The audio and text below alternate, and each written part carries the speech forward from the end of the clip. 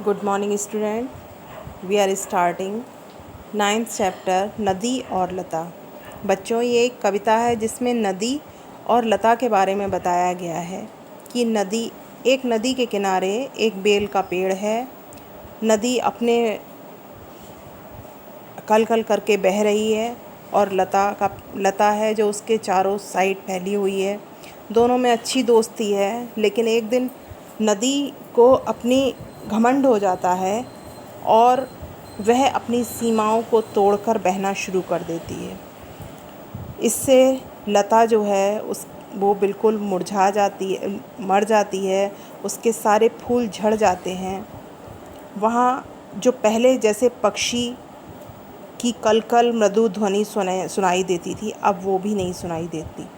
वर्षा का जो जल जब तक एक सीमा में बहा तब तक सही था, लेकिन जब उसने अपनी सीमाओं का उल्लंघन करके बहना शुरू कर दिया,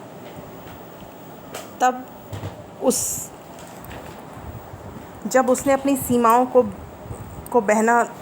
को ख़त्म करके बहना शुरू कर दिया, तब वहाँ पर जो रौनक थी वो भी ख़त्म हो गई। इसी तरह से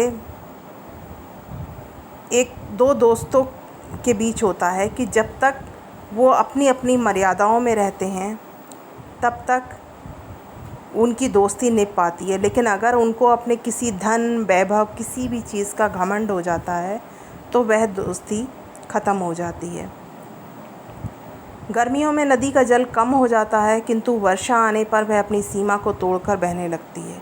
अपने बहाव में कितनी चीज़ों का वो विनाश कर देती है, किंतु पानी कम होने पर अपने आसपास का दृश्य देखकर वो पछताती है। उसी प्रकार मनुष्य अपने धन, वैभव और मद के अहंकार से भर उठता है, तो वैभव घटने पर वो उसे पछतावा होता है।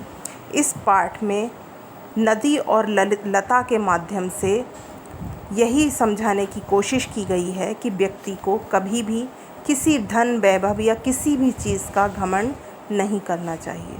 Thank you.